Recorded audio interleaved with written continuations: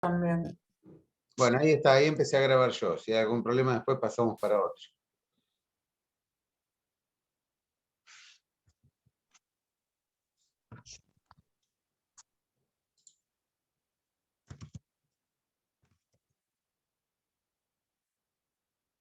Bueno, por ahora no se agrega nadie más. Después veremos. Sí, hay una, Carolina, admitir. Bueno, como me corre el horario, voy a arrancar yo, ¿eh? Alguno me manda un mensaje o me habla si algo, si se corta, si no se entiende, etcétera, ¿sí? ¿Están viendo la primera que dice Introducción a la Fisiología? Sí, Bien. sí, Bueno, sí, sí. Sí, sí.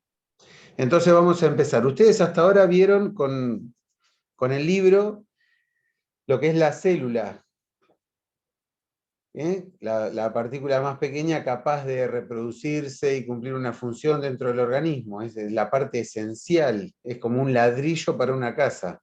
Es lo mínimo indivisible para que cumpla una función. Esa célula puede ser, para algunos organismos procariotas sin núcleo, o sea que la distribución de los genes está en su citoplasma. Sigo admitiendo gente.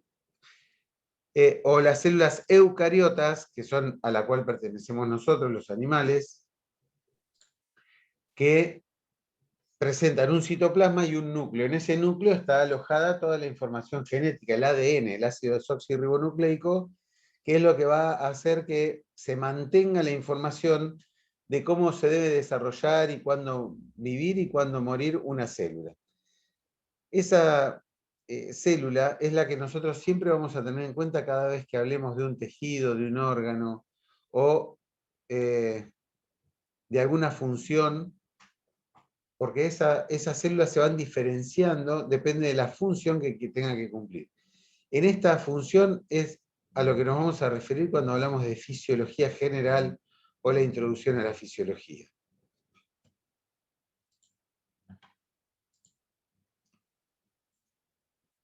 Y en este caso hoy también vamos a ver la composición y distribución de los líquidos orgánicos y el control del medio interno. ¿A qué nos referimos con el medio interno? A esto que hoy les decía en el equilibrio entre los líquidos, alguien está sin silenciar y por eso hay eco.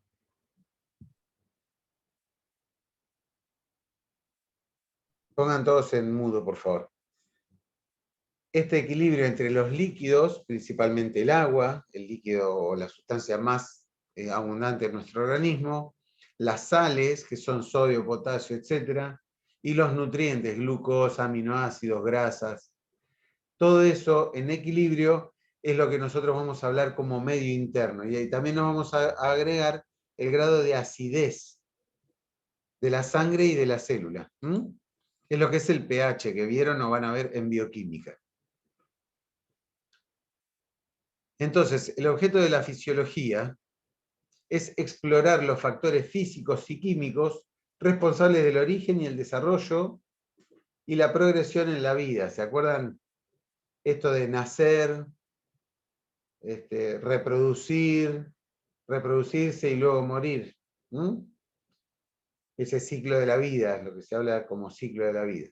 La fisiología humana, entonces, las características y mecanismos específicos del cuerpo humano dentro de la normalidad, y la fisiopatología es la que nos va a dar, la que va a hablar de las alteraciones de los procesos que deberían ser normales y fisiológicos.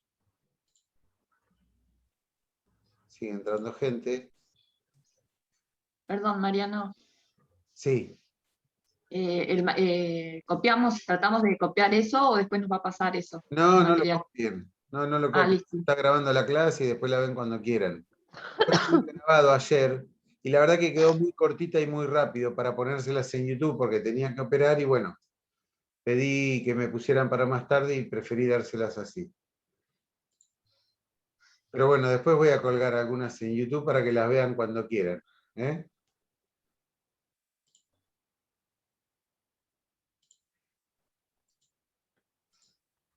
Entonces, dentro de la fisiología. Vamos a determinar las funciones de cada uno de los sistemas orgánicos. Vamos a tratar de relacionar la estructura con la función.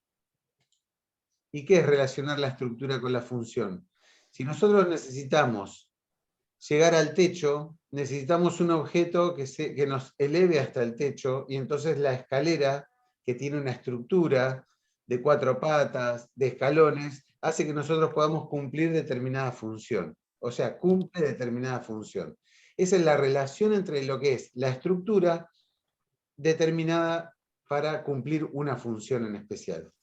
Entonces el músculo va a tener una estructura determinada que hace que tenga la función de acortar 2 puntos. ¿Sí? Si hablamos del bíceps, tiene que acortar entre el hombro y el antebrazo para que nosotros podamos hacer la función de...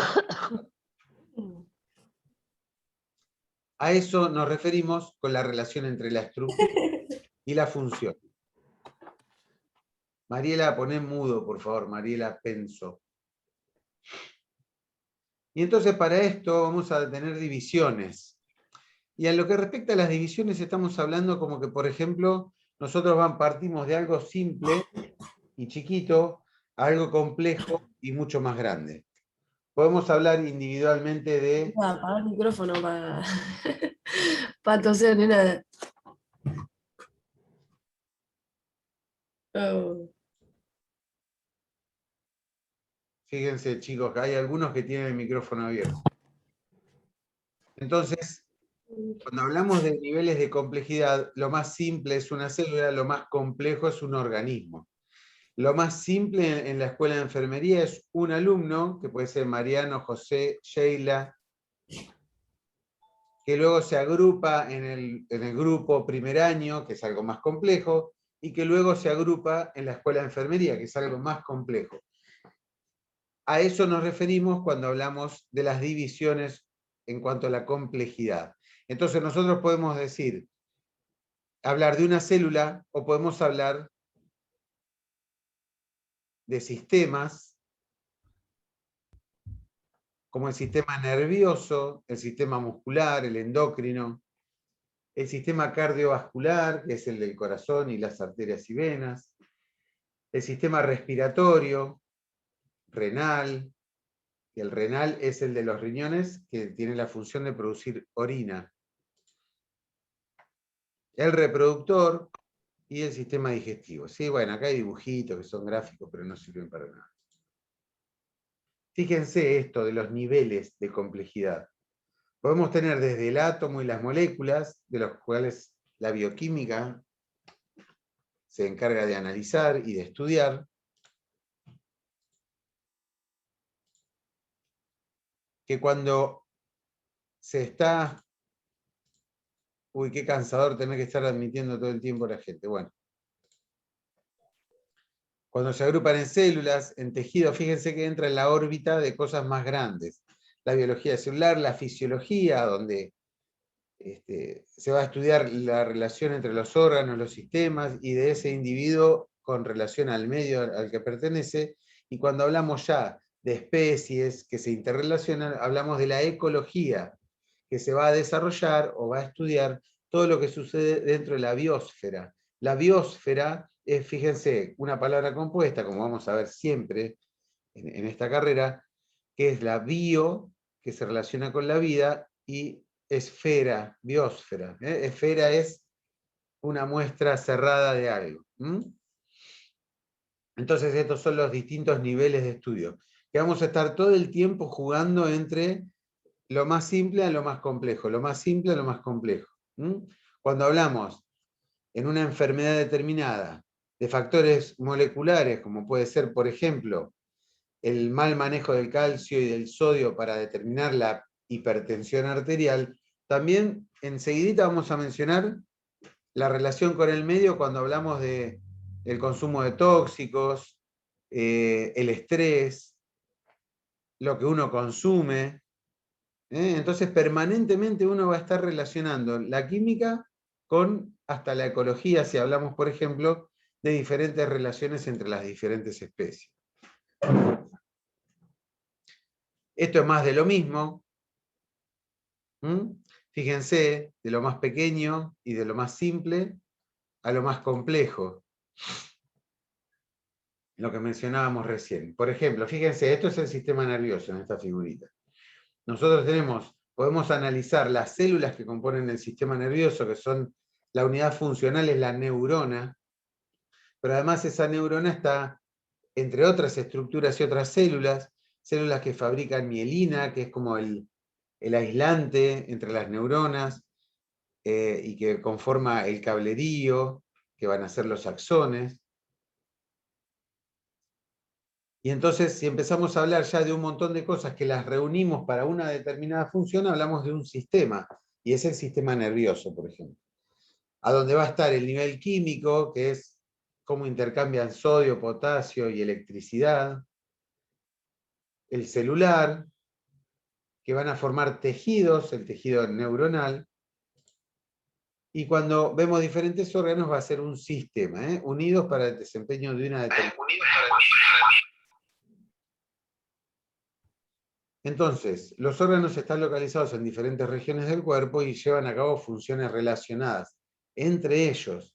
Porque el músculo, por ejemplo, el tejido muscular, no se encuentra solamente en los miembros para la locomoción, que es para el traslado de un lugar a otro o la defensa.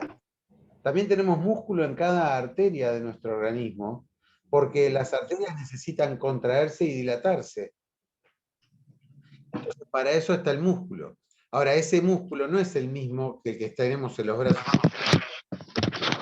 con el que hablamos, con la lengua y la expresión de la cara, sino que en vez de músculo esquelético, que era ese, el de los vasos y el del intestino va a ser el tejido muscular, músculo liso.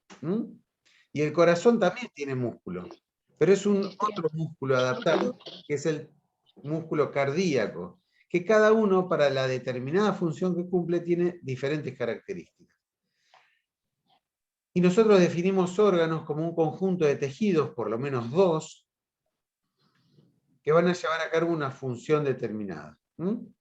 El riñón, por ejemplo, tiene tejidos diferentes, epitelial, tejido conectivo, que lo que se va a encargar es de filtrar la sangre, desechar los tóxicos, manejar el equilibrio ácido-base, que quiere decir la acidez de la sangre y del cuerpo, regular la presión arterial, o sea, tiene un montón de funciones porque es una mezcla de tejidos determinados para esas funciones. Por ejemplo, cuando hablamos de tejidos, hablamos del tejido muscular, el nervioso, el epitelial, que son un montón de células que van a formar membranas, y estos epitelios pueden ser de protección, de intercambio de calor, por ejemplo la piel es de protección, es un tejido epitelial, escamoso, como ven acá, que tiene la función de protección, de intercambio de calor e incluso de intercambio de sustancias con el medio. Por eso usamos cremas o parches que se colocan y tienen analgésicos, que pasan, se absorben a la sangre. Pero también hay otros tejidos epiteliales, por ejemplo el de las glándulas. Se dedica, o la función es formar alguna sustancia para liberarla a la sangre o a la cavidad de los intestinos o de la boca, o las glándulas endócrinas que lo va a liberar a la sangre, por ejemplo la tiroides. La tiroides tiene un tejido epitelial glandular endocrino. Entonces ahí vamos viendo toda la clasificación de los tejidos, que después la vamos a estudiar con un apunte que les voy a mandar. Joya. Otro tejido conectivo. Ahora también quiere contando. Guadalupe, fíjate si puedes apagar el micrófono.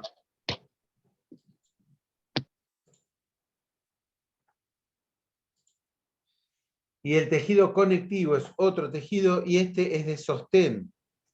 Como el epitelial era de protección, de absorción, por ejemplo el epitelio del intestino, que absorbe nutrientes. El conectivo es de sostén. Grandes cantidades de material extracelular. Ahora vamos a ver que hay material celular y extracelular.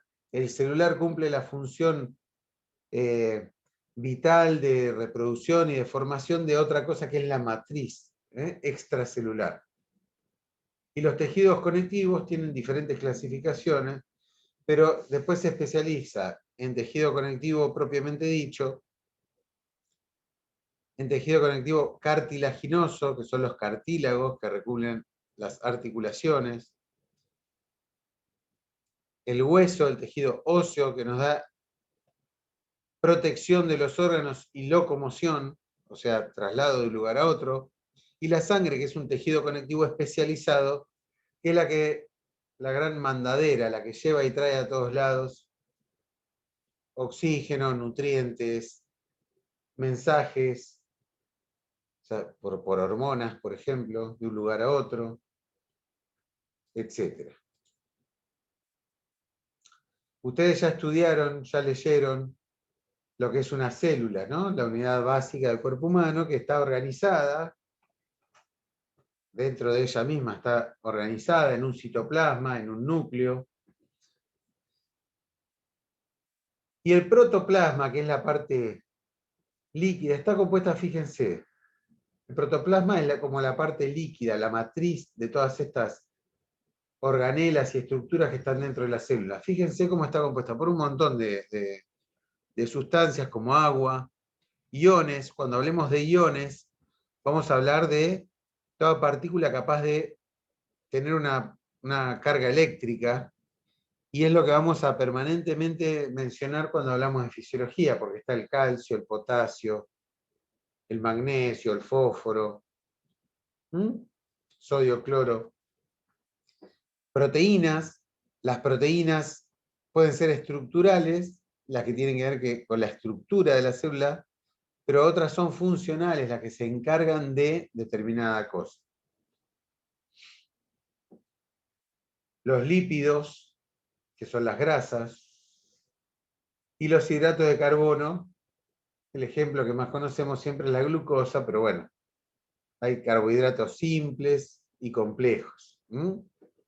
Los simples son el azúcar, la fructosa, la glucosa, la sacarosa. Y los complejos son los almidones y otros que son muchísimas más moléculas de glucosa, fructosa o sacarosa, muchas más, que componen estructuras más complejas. Bueno, acá no me voy a detener mucho, pero bueno, siempre que hablamos de célula nos imaginamos esto.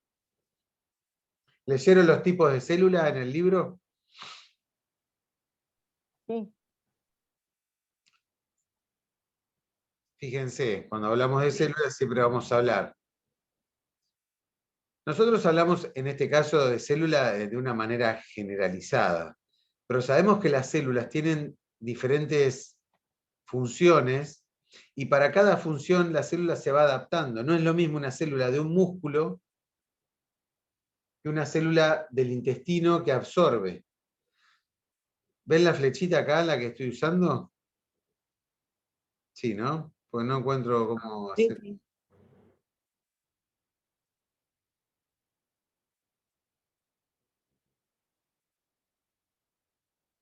Bueno, no encuentro el puntero, pero se ve la flechita.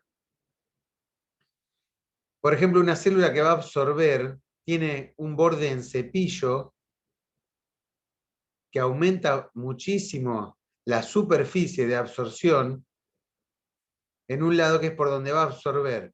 Va a procesar lo que absorbe y luego en la membrana basal, que se llama, que es la parte a donde se relaciona con un capilar sanguíneo, tiene estas vacuolas o aparato de Golgi que va a pasar a través de la membrana citoplasmática para volcarlo en la sangre, por ejemplo. Estamos hablando, en este ejemplo, de una célula que va a absorber.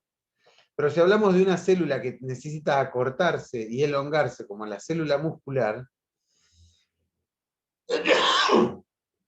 va a ser alargada, va a intercambiar muchísima energía o producir muchísima energía, y entonces no va a ser redondita como la que estamos viendo ahora, sino que va a ser fusiforme o alargada.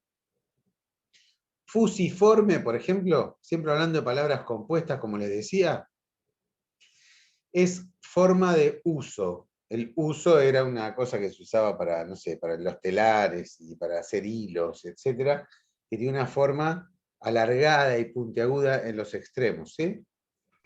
La neurona sería, por ejemplo. La neurona ahí depende. La neurona tiene el cuerpo, que es estrellado, y los axones, que son elongados. Fusiforme es de la que le estoy hablando, la célula muscular, por ejemplo.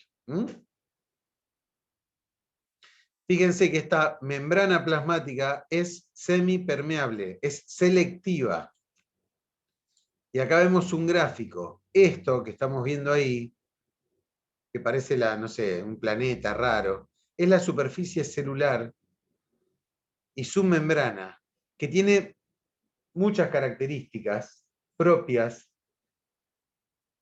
que le dan propiedades a la célula a la que pertenece. Esta membrana tiene una de las características es que es selectiva para las sustancias que van a pasar. Bueno, es bicapa lipídica, todo esto después lo leen. Pero ven que tiene, la selectividad tiene que ver con las cargas eléctricas y con el tamaño de las partículas que tienen que pasar. Por ejemplo, el dióxido de carbono pasa libremente y el monóxido mucho más libremente, sin ningún tipo de selección ni regulación en la célula. Es una barrera fundamental e impermeable a iones, glucosa y urea. ¿Por qué impermeable? Por el tamaño y por la carga eléctrica, es lo que les decía recién. La urea y la glucosa tienen un tamaño que no pasa como si fuera un colador, no deja pasar por el tamaño. El oxígeno, dióxido de carbono, el alcohol atraviesan la membrana con facilidad. Casi el monóxido de carbono, por ejemplo, porque pasa libremente en las membranas y no se puede defender de él el organismo. Tiene moléculas de colesterol y glicoproteínas, que son las que van a seleccionar o las que van a hacer como de porteros y transmitir el mensaje del de afuera al de adentro. Y estos se llaman receptores de membrana. Reciben un mensaje y lo traducen al interior de la célula para que se cumpla esa función. Las hormonas tienen, por ejemplo, esa función. Actúan a nivel de receptores para que determinadas células que tienen esos receptores cumplan determinada función.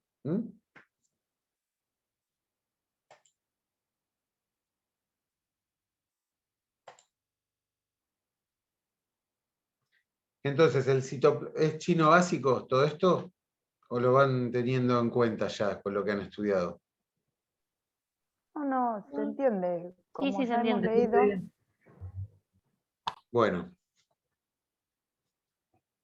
Después nos vamos a tomar un requerito de 4 minutos cuando se corte la media hora que nos da el Zoom. Entonces, el citoplasma y las organelas citoplasmáticas, ¿se acuerdan el gráfico que vimos?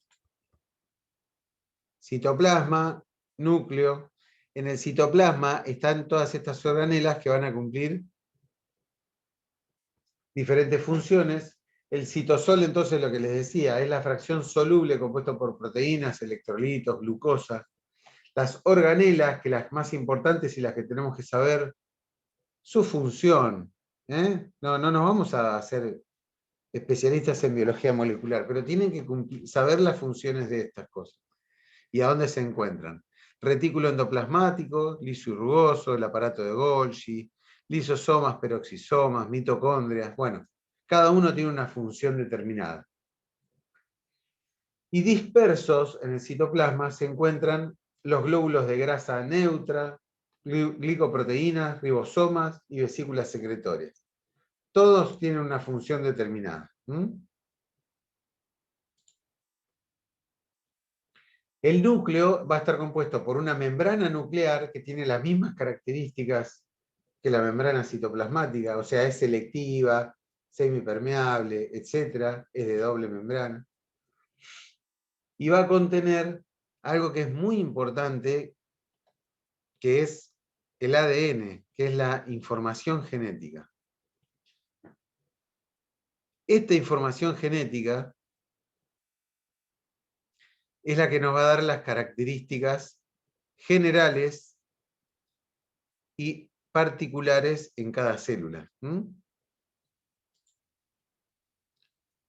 Cuando nosotros hablamos del ADN, siempre después vamos a ver que estamos pensando en los cromosomas, que son las unidades o el agrupamiento que luego hace toda esa información genética. Dentro de ella vamos a tener los genes, que son las características propias de cada especie y de cada individuo. Nosotros provenimos de dos gametos, que son las células que nos dieron origen, entre el masculino y el femenino, ¿no? Que podemos llamarlo nuestros padres o progenitores, y en esa unión de esos gametos, del óvulo y del espermatozoide, va a haber un crossing over, que se llama, que es mezcla de genes. Es como que se tira la moneda a ver qué gen va a ser el dominante entre el de papá y mamá. Entonces, si mamá tiene un gen dominante que es del pelo morocho o pelo oscuro, ese gen que codifica para el color de pelo, voy a tener dos genes yo, el de papá y el de mamá, pero ese va a ser el dominante y entonces yo voy a ser morocho. Eso lo vamos a ver en genética, es muy interesante y está muy bueno saberlo. Entonces estamos hablando de que en la cromatina, en el ADN, se encuentran los genes que van a ser los que nos van a dar las determinadas características. Nosotros lo graficamos y lo hablamos siempre con el fenotipo, que es nuestra expresión, o sea, si somos rubios, altos, bajos, morochos, cuántos dedos tenemos, si somos determinada enfermedad o no, pero en realidad los genes codifican para un montón más de funciones. Cuando hablamos de medio interno, hablábamos del equilibrio, de lo que son las células con el medio, con los líquidos. Entonces vamos a decir algunas características de este medio interno. Entre el 65 y 75% de nuestro peso corporal total es líquido, y esta variación se da por la cantidad de grasa, por el estado de hidratación, etc. O sea, varía en una misma persona e incluso durante el día también varía ese porcentaje si estamos o no hidratados. Se encuentra en constante movimiento, esto es como una bicicleta, va en movimiento, pero el equilibrio hace que nosotros podamos ir pedaleando y en posición vertical. Contiene iones y nutrientes. ¿Se acuerdan los iones y los nutrientes? Los separamos, ¿no? Estos son iones y estos son nutrientes, colesterol, aminoácidos, proteínas, glucosa, etc. Y vamos a diferenciar dos componentes, el componente intracelular y el extracelular. El intracelular, estamos hablando del líquido que está en el interior de las células, y son 2/3 del líquido corporal total, en el intracelular. Y el compartimento extracelular es el tercio restante de la cantidad de líquido que tenemos. Y se va a dividir en dos el compartimento extracelular: el plasma y el fluido intersticial. El plasma sanguíneo es el que queda de la sangre, el tejido sanguíneo, o la sangre, cuando nosotros le sacamos todas las células y los elementos formes, lo que queda, ese líquido que queda, que es agua, proteínas, algo de grasas, es el plasma. Si al plasma le sacamos las proteínas, lo que queda es el suero. Y el otro componente de la división extracelular es el fluido intersticial, que es el fluido que está entre las células. Si nosotros tomamos una pierna, por ejemplo, la pierna, miembro inferior, muslo, pierna, pie, etc. ¿Qué es lo que a veces uno le explica a los pacientes cuando viene y tiene los tobillos hinchados, por ejemplo? Nosotros ahí, para que ustedes sepan que este grafiquito lo tienen que tener en la cabeza por el resto de su vida. Uno está pensando, ¿por qué está hinchado ese pie? ¿Por qué tiene edema? Que es la presencia de líquido fuera del compartimento vascular y aumentado en cantidad para lo que es normal, ¿no? Eso es edema. Líquido de más en algún tejido, en algún órgano. Y puede ser que el plasma haya cambiado sus propiedades o el líquido intersticial. ¿Y qué es importante? Si el plasma es lo que está teniendo alteración, estamos hablando de que está en los vasos sanguíneos la alteración. Pero el fluido intersticial también puede ser que no esté bien rescatado por el sistema linfático, que son otros vasos. Cuando hablamos de vasos, hablamos de vasos sanguíneos o vasos linfáticos, ¿sí? Mangueritas, conductos que llevan de un lado al otro determinado líquido, ¿eh? Ya sea la sangre o el líquido intersticial. Entonces, cuando pensamos, ¿por qué está hinchada esa pierna? Tenemos que pensar en esto. ¿Qué será el plasma? ¿Será el líquido intersticial? Porque luego, hecho el diagnóstico, los tratamientos son diferentes, ¿sí?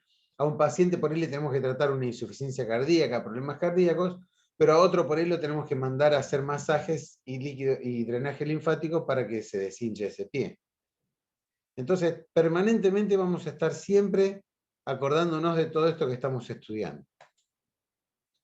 Fíjense esto que es un terrible lío, verlo así. Es un lindo gráfico. Profe, no hay forma de darse cuenta a simple vista, ¿cierto? No. De eso está lleno, que lo hacen a simple vista, pero no la pegan. ¿Es con análisis de sangre? No.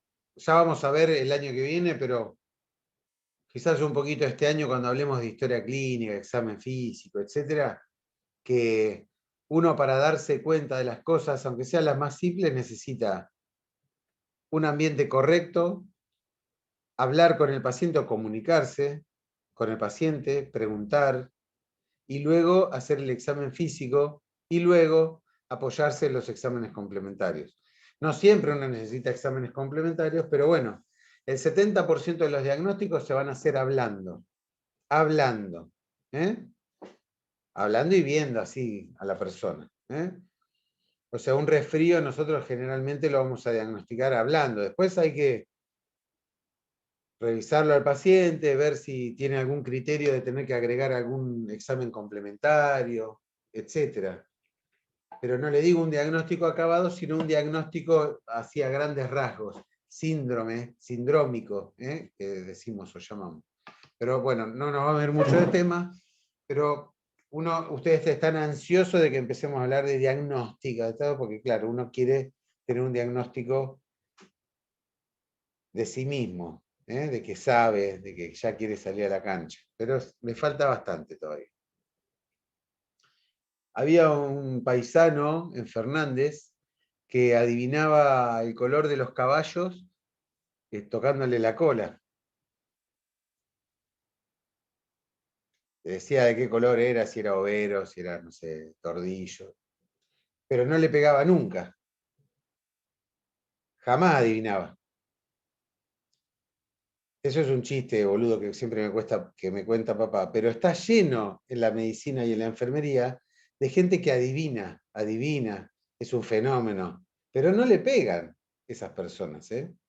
No hay que mal engañarse, esto que decían a simple vista, nada es a simple vista en esto, por lo menos cuando uno lo hagan responsablemente. Fíjense. No, me refería a si había alguna forma de que algo que se